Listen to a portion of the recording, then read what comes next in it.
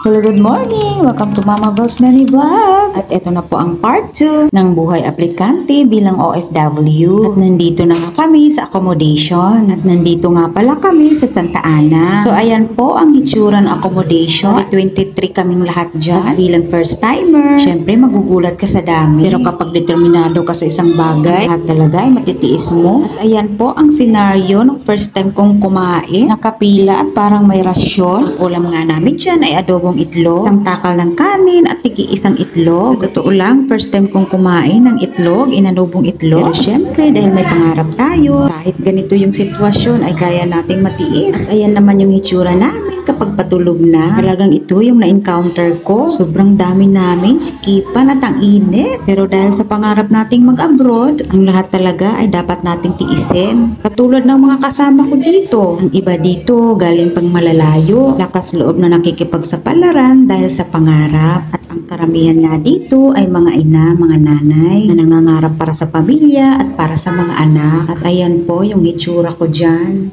At eto naman yung pagkagising namin sa umaga. Tapos po ng aming paglilinis ay nagsusumba po kami dito. 5:30 pa lang po ng umaga ay gising na kami. At kanya-kanya ng schedule sa paglilinis. May oras din po ng pag-charge. Bawal din po kaming gumala. Pero ang iba po dito ay allowed naman po mag-part-time sa labas. Na po, hindi naman po ganun kadali mag-apply. Madami ka pa pong aasikasuhin. Pagpi-pre-med, full med, full medical. Sa tulad kong first timer ay magtitest na pa po ako.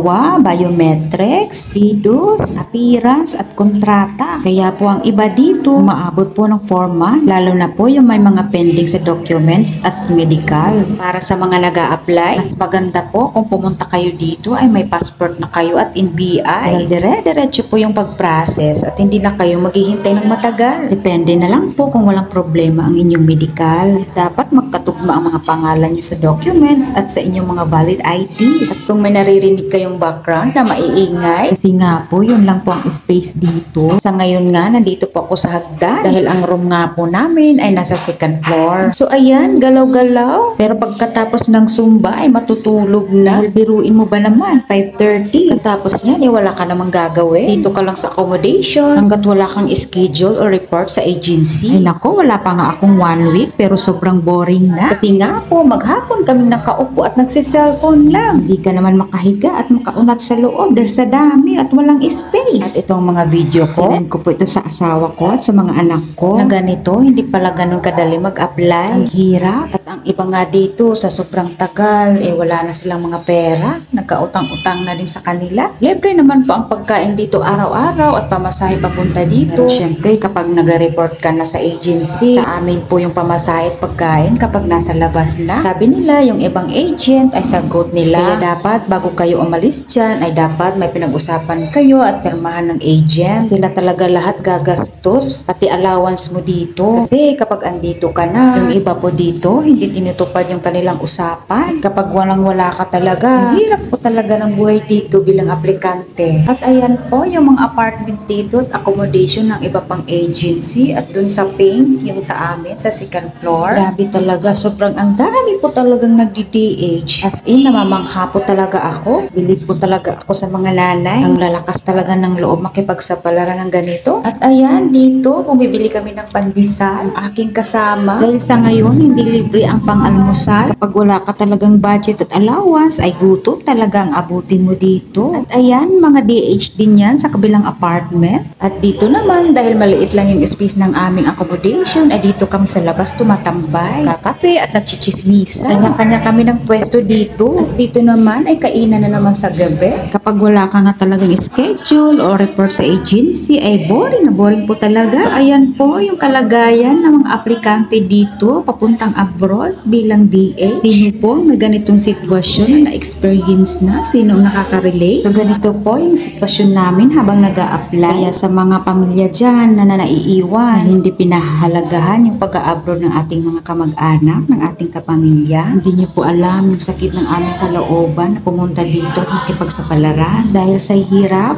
dahil sa pangarap, dahil sa pamilya, sa pagmamahal sa aming pamilya. Ito po yung buhay namin dito sa Manila. Dito pa lang po, mahirap na at swertihan pang magiging amo kapag nasa abroad na. At pinag-pray ko po talaga, nabigyan ako ni Lord ng among mabait. At syempre, libre kaming lahat dito. So ayan, isang takal lang ng tasa at isang ulam. Kapag ikaw ay palakain, ay nako, diet ka talaga dito. Papayat ka ng 1 week. At ayan, galing kami sa iba't ibang lugar, iba't ibang relihiyon. At sa dami po dito, hindi maiwasan, hindi magkagulo at hindi magkaintindihan. Kaya baon mo din dito yung pasensya at pakikisama. Hindi pare-pareho ang mga ugali nating lahat. So ayan, patulog na naman dito. As in, dikit-dikit po talaga kami para kaming sardinas. Kapag hindi ka sanay at maarte ka po talaga, ay naku, hindi ka siguro po talaga makakasurvive dito.